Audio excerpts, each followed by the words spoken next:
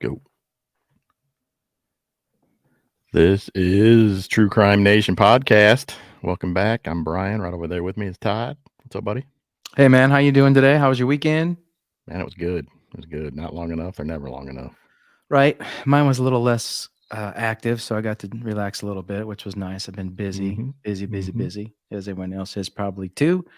But anyway, yeah. So here we are Mm-hmm. again, talking about some craziness, some crime, some scary, creepy, whatever. Um, Yeah. We got a good one tonight too. What do we got going on? Well, we talked about before about serial killers and people like that back in the day. You know, Jack the Ripper. How long did this begin? When did this Yeah. start? What made this? What is it in people's heads? Has it been there all the time? Is it something that's Have there always been a serial killer? Yeah. right? Right. Yeah. So this story tonight takes place in the 19th century, Yeah. which is 1800s something. Maybe a little 1870, I believe, was the time frame. So yeah, pretty early. 1870. Yep. Right after the war. Uh, Tonight's episode, we're going to be talking about a family named the Benders. The Bloody Um, Benders. They lived in Kansas. A very interesting family, and I haven't done too much homework on this, just a little bit. So Me either. So we're doing this off the cuff tonight. that So sounds good. That's how we like to do these. We learn as our listeners learn. that's right. So just to kind of touch base on a little bit, we've got obviously some printouts here. We're going to look at some stuff here. Says in the 19th century, Kansas was a bloody place, especially before the Civil War, as free soldiers and slavery advocates duked it out over control of new territory. Though most of us know of Dodge City's wicked ways, the deadly gunfight of the Daltons in Coffeyville, and many outlaws and gunfighters who spent time in the Sunflower State, few aware of family of mass murderers living in a supposed quiet life near the small town of Cherryvale. I haven't looked on a map to see where Cherryvale is, but so we're talking back in the day, Dodge City, the cowboy era, the guns, the gunfights, the OK Corral, that whole kind of time frame, huh? Right. Yep. Um, Back right after the Civil War. just after the war ended, the United States government moved the Osage Indians from Oh, Labette County. Osage. Okay, I'll start over. Maybe you want to. I should probably let you read some of this because I don't know what that. Just after the Civil War ended, and the United States government moved the Osage Indians from Labette County in southeast Kansas to the new Indian Territory that would later become the state of Oklahoma. The vacated land was then made available to homesteaders, who, for the most part, were a group of hardworking pioneers farming the area's softly rolling hills and wine-swept prairies. Okay. I'm gonna probably think that was windswept.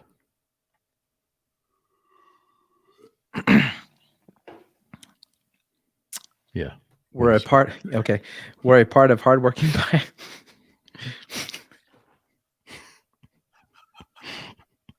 That's okay.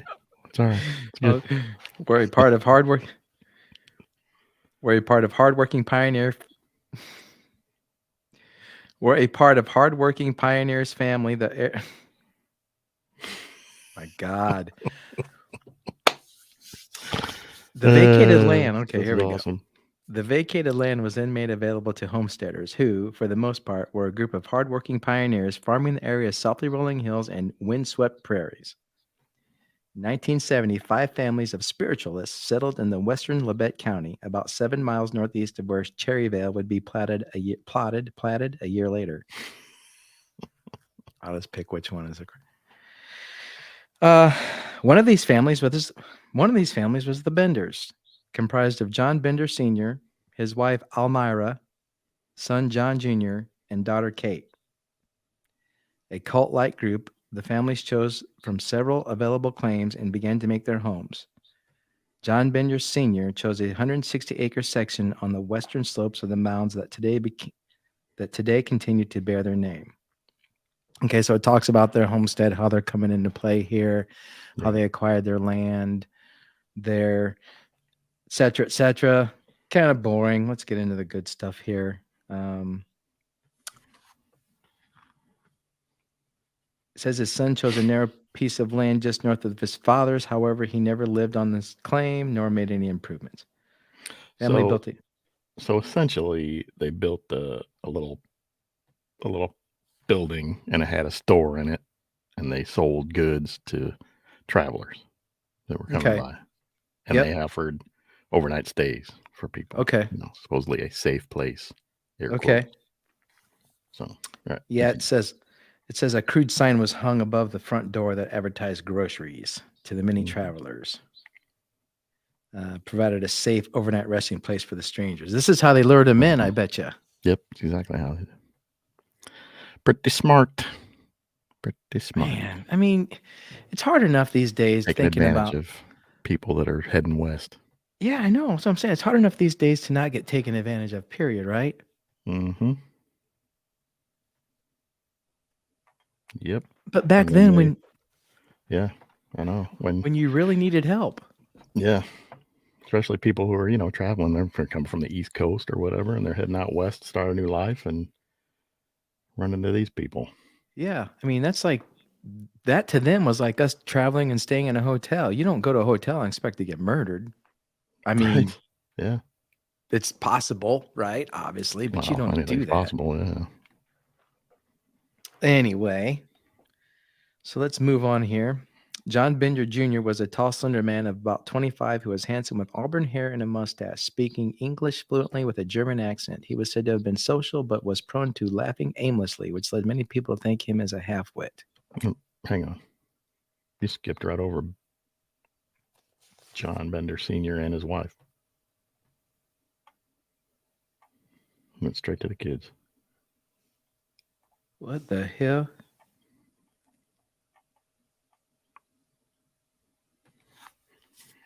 Keeping mostly to themselves, the Benders appeared to simply be struggling homesteaders who worked hard to earn their living like the other area pioneers. Immigrating from Germany, John Bender Sr. was 60 years old when he arrived in the area. His wife, about 55, standing over 6 feet tall. John was a giant of a man. Can you imagine that? Being 6 feet tall, being a giant of a man. 6 feet tall back then. He was 60 years old. Yeah. Because of his piercing black eyes set deeply under huge bushy brows, earned him the nickname of Old Beetle-Browed John. His ruddy face, mostly covered by a heavy beard, sullen expression, and long hair often led to him being described as a wild and woolly-looking man.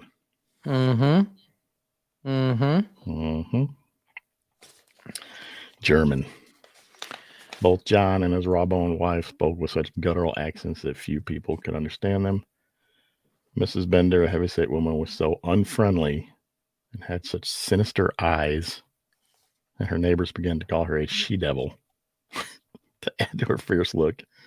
Ma Bender also claimed to be a medium who could speak with the dead and boiled herbs and roots that she declared could be used to cast charms and wicked spells.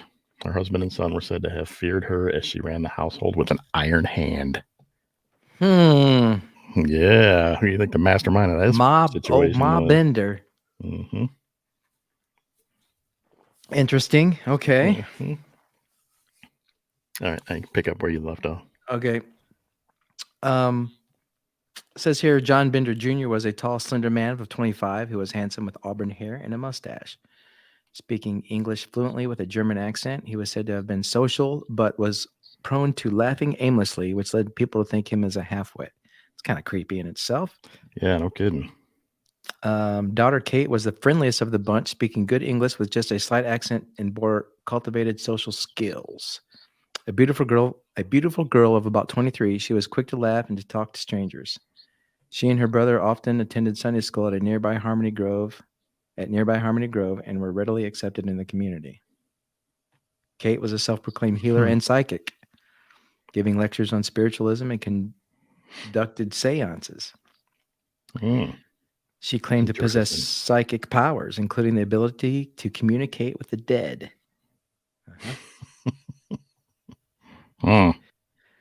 Distributing circulars that proclaimed her skills, including supernatural powers and the ability to cure illnesses and infirmities, she soon found the lecture circuit profitable.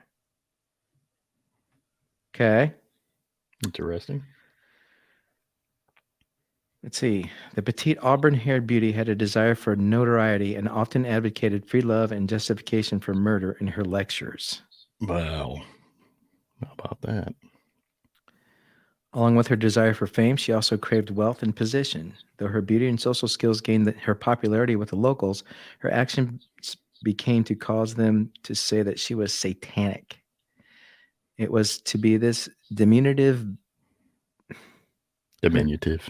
It was to be this diminutive Bender family member that would take the most of the blame for what was soon to be found out to be this infamous family. Okay, so the daughter was kind of crazy. They're all kind of crazy, apparently. But yeah, well, it pretty much have to be. They were Maybe Germans, so most Germans are crazy. maybe a little inbreeding going on. Who knows what Not the hell? trying to stereotype anybody. No, we're not.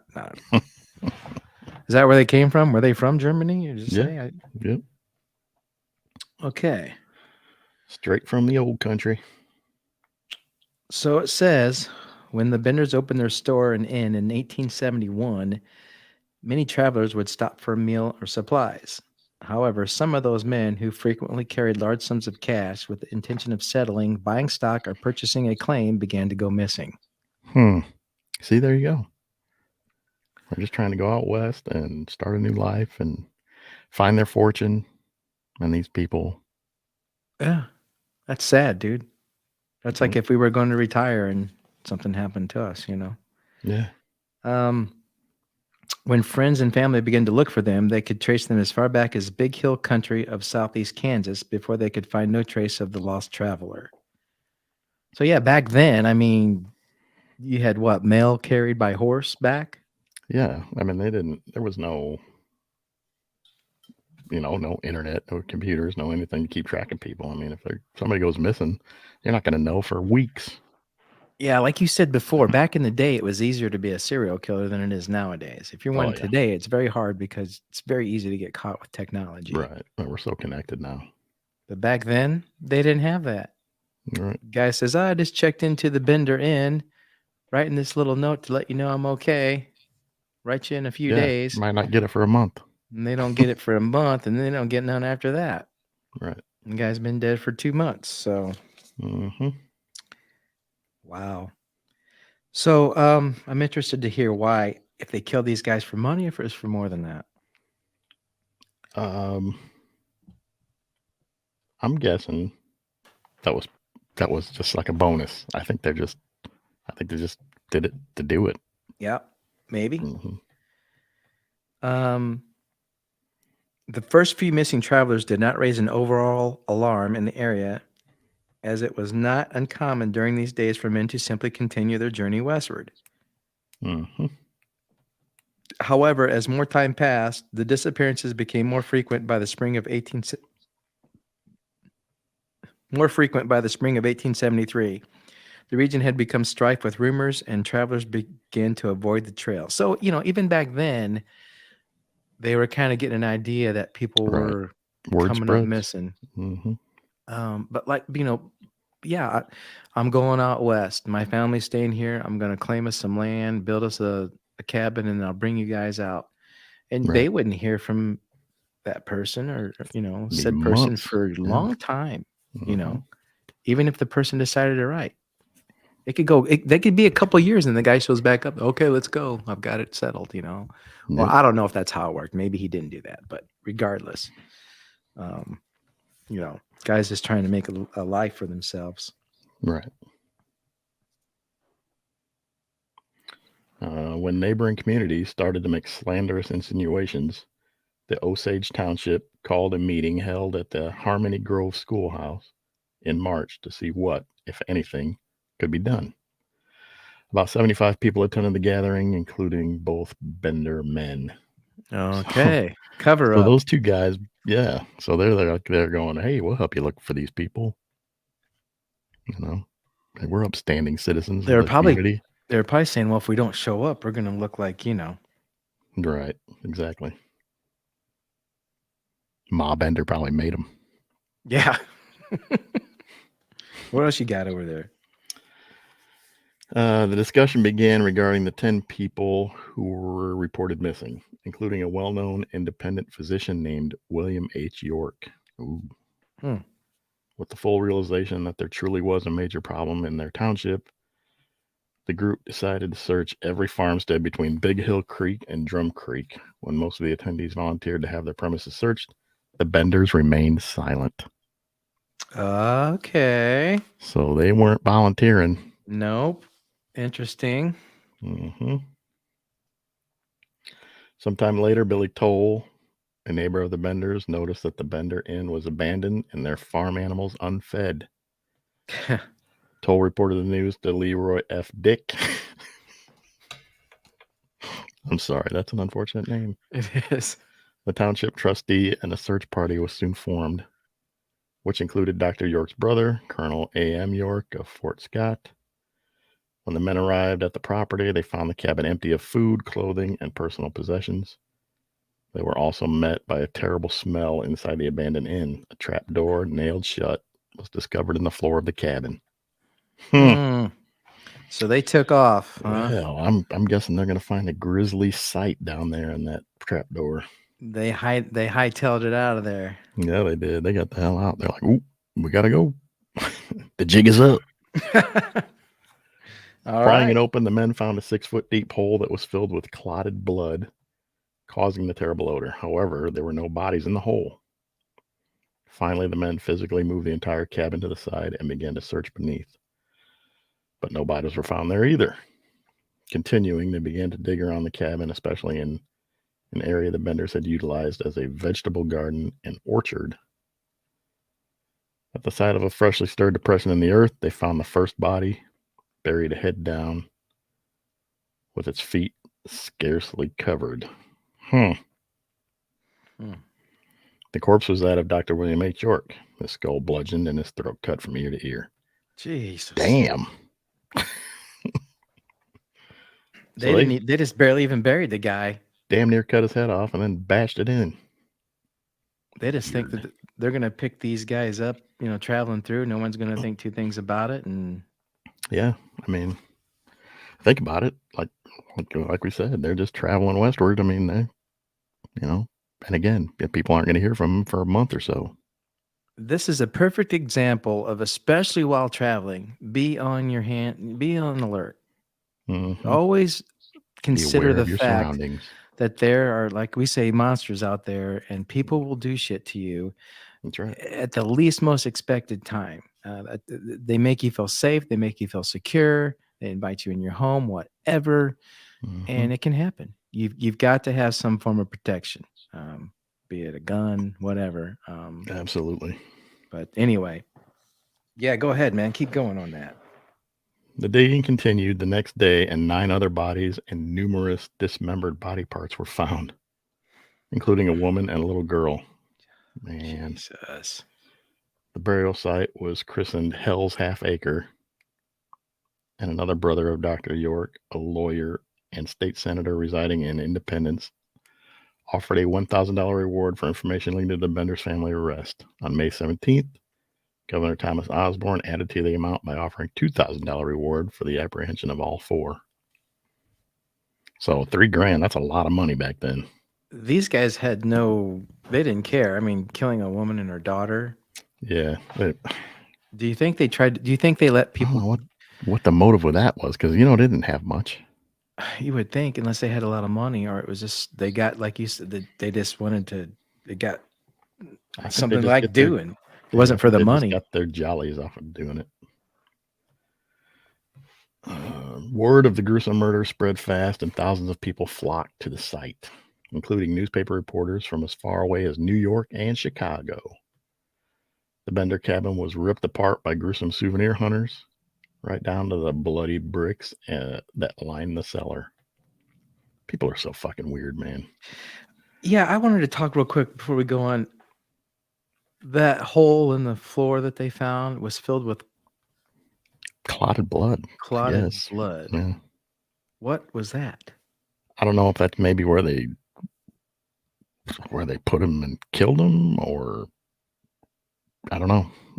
That had to have been a torture chamber or whatever. Just let them drain out For there most of down them, there. yeah. Sounds like it. Weird. Yeah. This is back in 1800s, man. Can you imagine what people do nowadays? I mean, it's disgusting.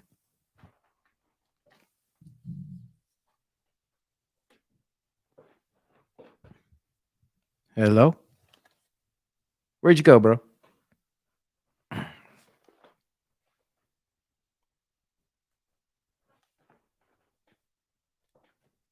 Hello? You froze up on me.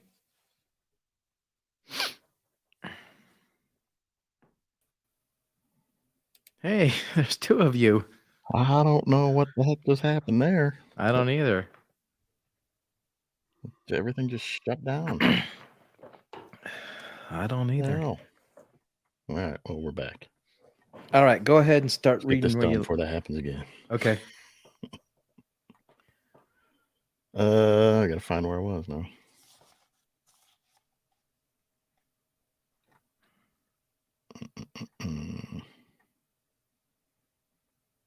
Oh, bit by bit, the story of the Benders was pieced together.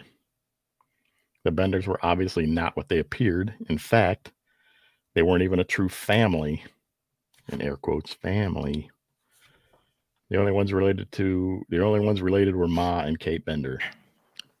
Interesting. What? When the visitor stopped in for a meal, they were seated at a table with their back to a large canvas that separated the inn from the living quarters. Then Kate would begin to charm the men with her social skills, flirting or revealing her psychic gifts.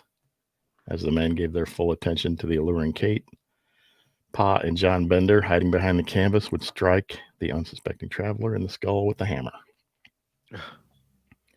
Ma Bender and Kate would then rifle the body for money, pushing him through the trap door into the hole of the cabin where Kate would slit his throat. During the night, the body would then be buried in the garden behind the house. So yeah, that's where they did it. They shoved him in the hole, let him die there. So that's where all the blood came from. I'm just curious how they knew this. Maybe we'll find out. I'm sure they catch him. Their downfall was the murder of a father and daughter named Launcher, and that of Dr. William York, who had come looking for the missing pair. In the winter of 1872, Mr. Launcher and his daughter had left Independence for Iowa, but were never heard from again. In the spring of 1873, Dr. York took it upon himself to go looking for the Launchers, stopping at the homesteads along the trail to ask questions. Though he reached Fort Scott unscathed and started to return to Independence about March 8th, he never reached home. So he was out looking for other people. So he would look for those two, the father and daughter. Oh, jeez. And on his way back, ran into the Benders. Well, he was close. Yeah, Dr. York had two brothers, one living in Fort Scott and the other in Independence. Both knew of his travel plans. And when he failed to return home, an all-out search began for the missing doctor. Colonel A.M. York, leading a contingency of some 50 men, began to question every travel along the trail and to stop at the area homesteads. One of those places was the Bender Inn. The Benders tried to help by admitting that Dr. York had stopped at their place, but convinced the search party that he had left and was probably waylaid by Indians. Okay. And blamed everything on Indians back then. Uh-huh. Even Kate, with her clairvoyant abilities, attempted to search for the missing doctor to throw any suspicion off herself. Well, they must have been pretty convincing people.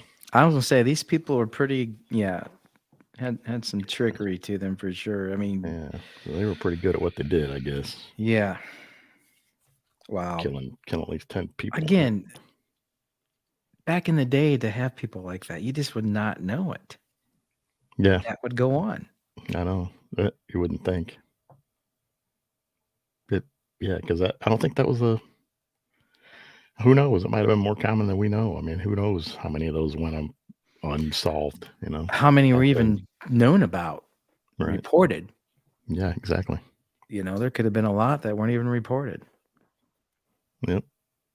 After Colonel York's visit and the meeting at the Harmony Grove schoolhouse, the Bender family fled. It was only a few days later that the homestead was found abandoned and the search party began to discover the grisly remains of the bodies. The diggers were astounded to find what would become known as one of America's first mass murder burial grounds, as body after body was uncovered. 10 bodies were found in the Bender's apple orchard, including Dr. York and the people he had been searching for, Oh, Mr. jeez. Launcher and his daughter. Just Wow. 7 or 8 years old. That's crazy. More gruesomely, though, the little girl's body was found to have multiple injuries. None of them would have caused death, and it was speculated that the poor lass may have been buried alive. My God, man.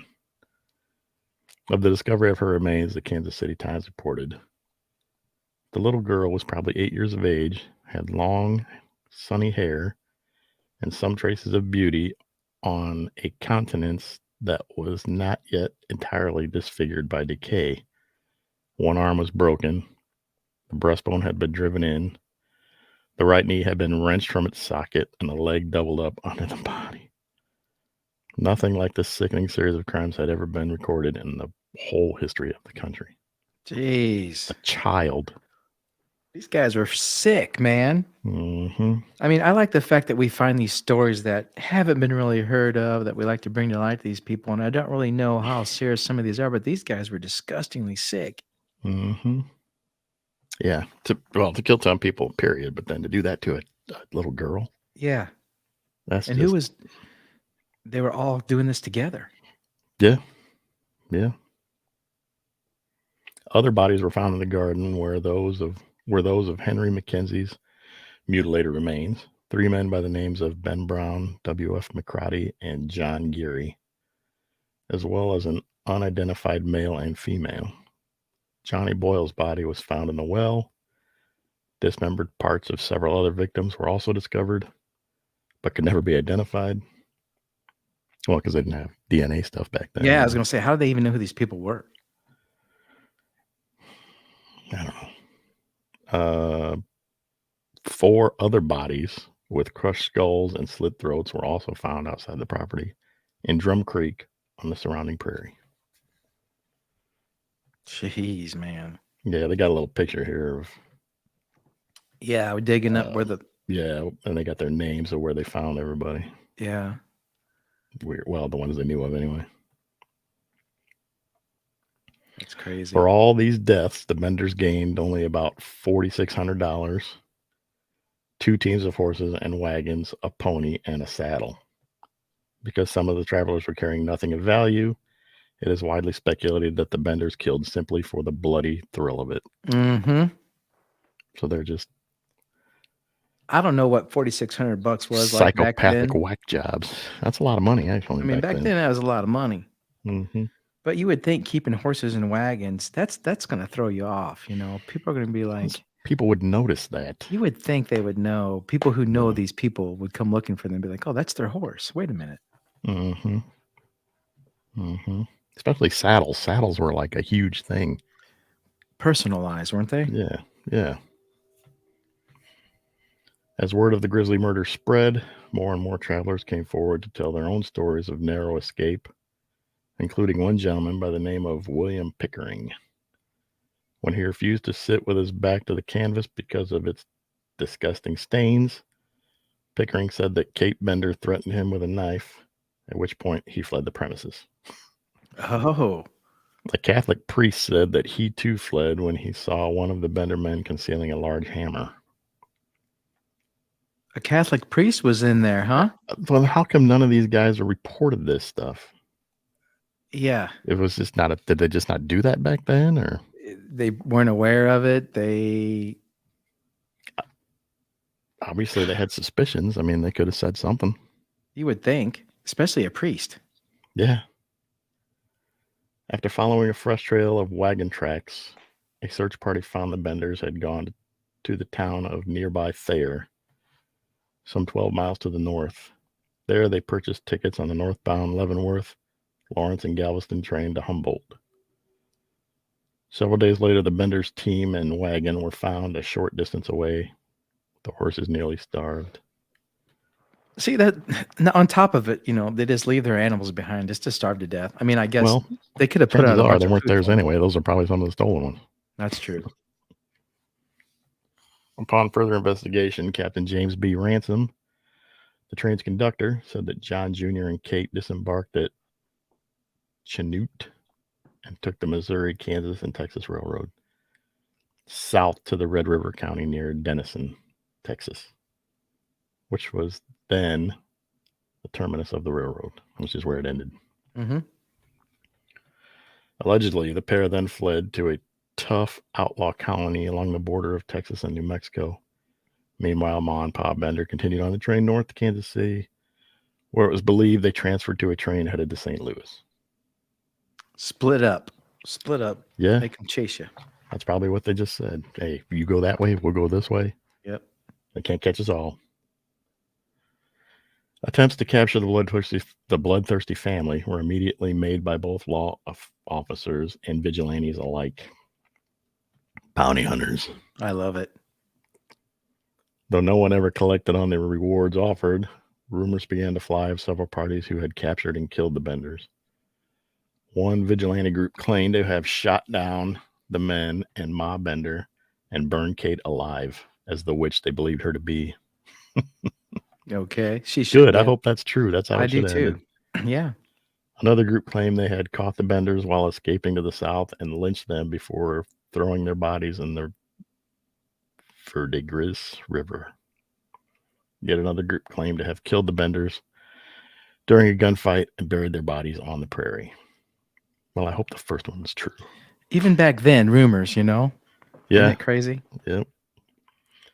However, none of these tales were ever confirmed nor bodies found, so most thought that the Benders had managed to escape. For years, sightings of Ma Bender and Kate were reported, and in 1889, 2 women were actually extradited from Michigan on the charge. Though the pair were jailed, the case was eventually dropped for lack of evidence. So they might have had them. They don't know it was them or not? That's what I get from that. How would they not know? I don't know. Well, again, back then they didn't have, fingerprint wasn't an exact science. There was no DNA. Of the family, Pa Bender was actually found to have been a man named John Flickering from either Germany or Holland. Though he allegedly committed suicide in 1884 in Lake Michigan, others believe that Ma and Kate murdered him because he had fled Cherryville with all the cash and valuables they had taken from their victims. So no one really knows what happened to these people. No. This isn't unsolved. This is so pretty to much speak. unsolved. Yeah. Ma Bender was born Elmira Meek in the Adirondacks and married as a teenager to a man named George Griffith. After bearing him a dozen children, including Kate, Mr. Griffith suddenly died. Some said of a bad place on his head. A bad place on his head, resembling a dent that might be made with a hammer. Afterwards, she reportedly remarried several times, killing those husbands too, as well as 3 of her older children, so they could not testify against her. What? Damn! What? Ma Bender was a. So I wonder why she didn't kill Pa Bender. So Kate must have been willing to. Yeah, because she didn't want her mom to kill her. Yeah. It just gets weirder and weirder. It does. John Jr. was actually found to have been a man named John Gebhardt. His habit of laughing aimlessly was what led him to being described as a half-wit, though many, afterward, believed this was simply a ruse to disguise his clever nature. Mm-hmm. Though most were led to believe that John and Kate were sister and brother, others said that they sometimes passed as man and wife. Yeah. The two were known to have had a relationship, and further tales abound that when Kate became pregnant, they would simply bash in the baby's head once it was born. I hope that's After not the true. Benders' escape, one detective who had closely followed all the leads said that he had traced Gebhardt to the outlaw country along the Texas-New Mexico border, where he had found that the criminal had died of apoplexy. Yeah, I hope that part's not true. That's just ugh. Well, as many rumors as stuff has come up with this case alone, I hope that's not true as well. But you don't know. These people were sick. Sounds like they do about anything. Yeah, That whole smacking them in the head then slitting the throat thing, that's kind of like that's how they kill cattle. yeah, That pretty they much. knock them out with a stun thing, and then they slit their And throat and they slit just their bleed throat. out. Yep. Kate was the fifth child of Ma Bender and was born as Eliza Griffith. At some point, she married and went by the name Sarah Eliza Davis. Allegedly, while working at the Bender Inn, she also earned her keep as a prostitute, adding an additional amount to the traveler's bill for the privilege of laying with her. In the end, it was Kate who was primarily blamed for the numerous bloody murders that, even at her young age, was the inspiration for the crimes. Mm-hmm. She probably tried to get a feel for how much money they had. Right, exactly. Being the hookah. It makes you wonder how many people they didn't kill. You know, Yeah, how many actually did get away? you got to think they couldn't have killed every person that come in there. Well, you wouldn't think. They probably got most of them, though. Though the tales of what happened to the Benders can only be speculated as to their accuracy, the fact that 10 bodies were found on the property is not disputed. Other corpses found in the area, as well as the many mysterious disappearances of other lonely travelers, led the locals to believe that the Benders actually killed more than 20 people. I believe it. So, yeah. Yeah, I mean, how long were they doing it? There's absolutely very believable they could get away with that. Yep. Hmm. The sensational tales and rumors of the Benders continued well into the 20th century, but as to what actually happened to them remains one of the greatest unsolved mysteries of the Old West. Back in the day, you would think sooner or later people get caught. For them to be able to split up like they did and get the hell out of there and not Yeah, get I caught. mean, well, yeah, because again, they didn't have, the internet. They probably didn't even have pictures of these people, Mm-hmm. so other than these drawings that are on this thing. A lot of people didn't go to the dentist. They didn't really have dentists back then, too, probably as much. How would they identify people? Yep, that's him. Looks like him. Yeah, right. Other than like a birthmark or something like that. How would you know? Yeah, because they didn't have dental X-rays and stuff. So I don't know. Yeah, probably tattoos probably weren't a big thing back then. Did they So even I don't have? know. Did they have tattoos back then? Maybe. Oh, I'm I sure think they they. Do did. you think the Indians started tattoos? Oh, tattoos go way back, way back, like caveman back. I'll edit this out, but I'm missing a page here. There was a page about a naked guy. There it is. Do you have that about the naked dude? No.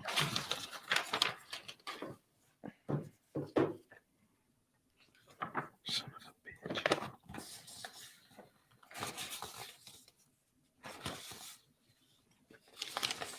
Nope. In fact, it's not even on this thing, and this is where you print it off from. I don't even see it on here. So I've got a little bit of excerpt to this story I also found on it, which is kind of interesting. Okay. Um, Cool. This guy had posted, it's a story called Escaping Naked. And it says, I listened to a story last night from my grandfather, Emerson Smalley, about the Benders and their supposed end. His family rose from Cherryville, Kansas, and the story involves a group of men that found the Benders and were in a gunfight with them, one of whom was a judge that lost part of his ear in the gun battle. My grandfather, who is approaching 80 years old, is always full of great stories, but he assured me that his father, who had passed this on to him, knew of what really happened. When his father, my great grandfather, Frank Smalley, was a boy, he was hiding in the hayloft of the family barn when he overheard a group of men below talking and laughing. Frank's father, Jesse Smalley, along with several men, were joking with the local judge, teasing him about his missing ear. As the boy listened, the men continued to talk, relating the tale of how the judge had lost his ear. It was a story about the infamous Benders and about one man who got away. The unnamed man was evidently one of the many who made the mistake of stopping at the Bender Inn. Like others, he sat at the table. He was hit over the head. The Benders stripped him of his clothes and went to bury him, when the man suddenly awoke. The Benders were, no doubt, surprised to find the man wasn't dead. Somehow, he managed to escape, next appearing naked in the middle of the night at Jesse Smalley's doorstep. Telling the story of his near death, Jesse quickly retold it to a nearby doctor and judge who formed a vigilante group to go after the Benders. Interesting. So what came of that? Says, however, by the time the men arrived at the Benders' cabin very early the next morning, they found the Benders gone. Then they began to follow a wagon trail left by the Benders that took them down as far as near Tulsa, Oklahoma, before circling back into Kansas. So they followed wagon trails from these guys' house, wagon wheel trails. At a fork of the Fall and Vidigris rivers, they found the Benders with their wagon backed up against a fallen tree with a canvas over it for shelter. When the vigilante group approached, the Benders fired on them, at which time the judge lost part of his ear to a flying bullet. Wow. Yeah. Tried to take his head off. In retaliation, the vigilantes killed all of the members of the Bender family, buried them where they died, and took the wagon to town where they left it. I have heard my grandfather tell this story once. I'm going to start over. I have heard my grandfather tell of this story since I was a boy, and Grandpa swears that this is the real story of what happened to the Benders. Fact or fiction, no one really knows. But I've always enjoyed the tale and hope you will as well. Today, there are Smalley descendants that continue to live in the Nedosha and Cherryvale area. Yeah, that's interesting. It always seems like there's one that gets away, you know? Another legend.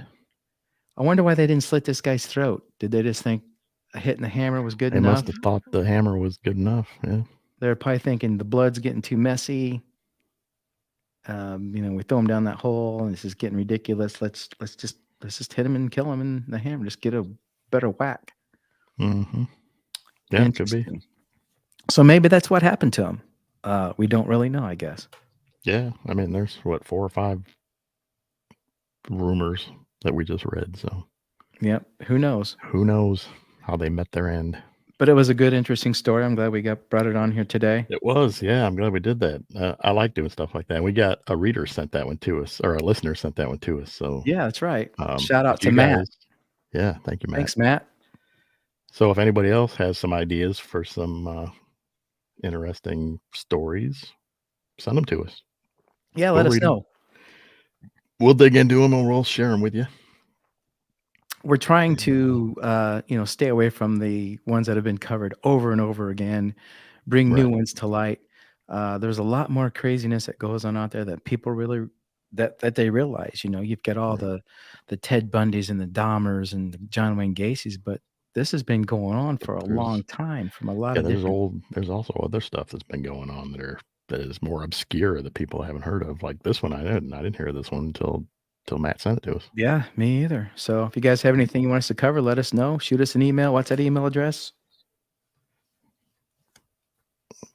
www.truecrimenation.com. Sorry, that's still pretty new. Go ahead. Shoot us an email at truecrimenation@outlook.com and let us know what you guys want to hear. That's right. Sorry, it's not www because we don't have a website yet. Yeah, but we will. But we're working on it. All right, my friend. Thanks for hanging out. This is a good story. I appreciate it. Yeah, man. That was fun. I always love learning stuff like this. Me too. As gory as it can be. Yep. All right. Appreciate it. And everyone, thanks for listening. And remember, Monsters are real. okay.